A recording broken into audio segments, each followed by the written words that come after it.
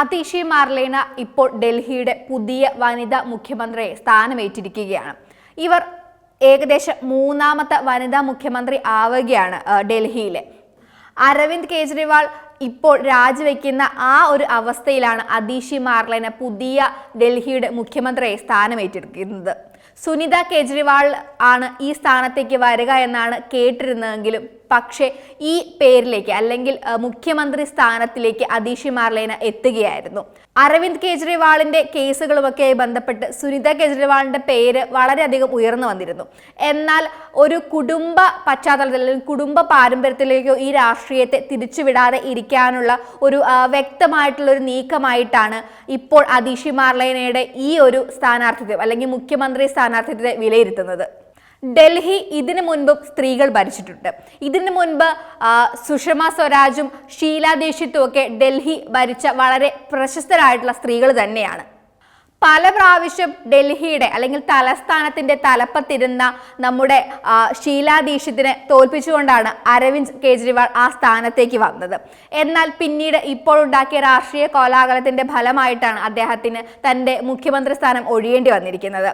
ഇത് AAP MLA-മാരുടെ ഒരു മീറ്റിംഗിൽ അല്ലെങ്കിൽ ഒരു സമ്മേളനത്തിലാണ് ഇവരുടെ പേര് അതിഷിയുടെ പേര് ഉയർന്നു വന്നതെന്നാണ് പറയുന്നത്. പക്ഷേ അതിഷിയുടെ പേര് നിർദ്ദേശിച്ചത് അല്ലെങ്കിൽ അതിഷിയെ മുഖ്യമന്ത്രി സ്ഥാനത്തിലേക്ക് തിരഞ്ഞെടുക്കുന്നതിന്റെ പുറകിൽ അരവിന്ദ് കെജ്രിവാളിന്റെ വലിയൊരു റോൾ ഉള്ളതായിട്ടാണ് പറയുന്നത്. മിഡിൽ ക്ലാസ് ആളുകളിലേക്ക് വീണ്ടും എത്തുക, ഒരു സമയത്ത് AAPക്ക് നഷ്ടമായിട്ടുള്ള മിഡിൽ ക്ലാസിന്റെ സപ്പോർട്ട് വീണ്ടും തിരികെ ലഭിക്കുക എന്നൊരു കാര്യവും ഇത്തരത്തിൽ ഒരു സ്ത്രീയെ കൊണ്ടുവരുന്നതിലൂടെ ഉന്നയിക്കുന്നുവെന്നാണ് പറയപ്പെടുന്നത്. അത്തരത്തിൽ ഇപ്പോൾ വളരെയധികം ജനപ്രീതിയിലുള്ള അതിഷിയെ കൊണ്ടുവരുന്നതിലൂടെ നഷ്ടപ്പെട്ടു പോയിട്ടുള്ള ജനപ്രീതി തിരിച്ചെടുക്കാമെന്നും മിഡിൽ ക്ലാസിനൊപ്പം നിർത്താമെന്നുമാണ് AAP കരുതുന്നതെന്നാണ് പറയുന്നത്. ആദ്മി പാർട്ടിയുടെ നേതാവായിട്ടുള്ള അതിഷി മാർലേന ഒരു ഇന്ത്യൻ രാഷ്ട്രീയ പ്രവർത്തകയും വിദ്യാഭ്യാസ വിദഗ്ധയൊക്കെയാണ്.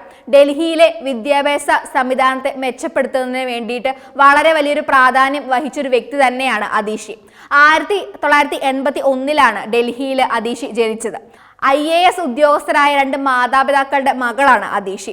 സെന്റ് സ്റ്റീഫൻസ് കോളേജിൽ നിന്നും ഇവര് ഹിസ്റ്ററിയിൽ ബിരുദം എടുത്തതിനു ശേഷം പിന്നീട് ഓക്സ്ഫോർഡ് സർവകലാശാലയിൽ പോയി തുടർ വിദ്യാഭ്യാസം ചെയ്യുകയൊക്കെ ചെയ്ത് വളരെ വിദ്യാഭ്യാസം എന്ന നിലയിൽ വളരെ വലിയൊരു ഉയർന്ന നിലയിൽ നിൽക്കുന്ന ഒരാളാണ്. വിദ്യാഭ്യാസ കാര്യങ്ങളിലായിക്കോട്ടെ അല്ലെങ്കിൽ വിദ്യാഭ്യാസവുമായി ബന്ധപ്പെട്ടുള്ള തീരുമാനങ്ങളിലൊക്കെ ഇവരുടെ റോൾ എന്ന് പറയുന്നത് വളരെ വലിയൊരു കാര്യമാണ്. ചെറുപ്പത്തിലെ തന്നെ ഇവർ സാമൂഹികമായിട്ടുള്ള പ്രവർത്തനങ്ങളിൽ സജീവമാവുകയും രാഷ്ട്രീയത്തിൽ സജീവമായി ഇടപെടുകയും ചെയ്യുന്ന ഒരാളാണ്.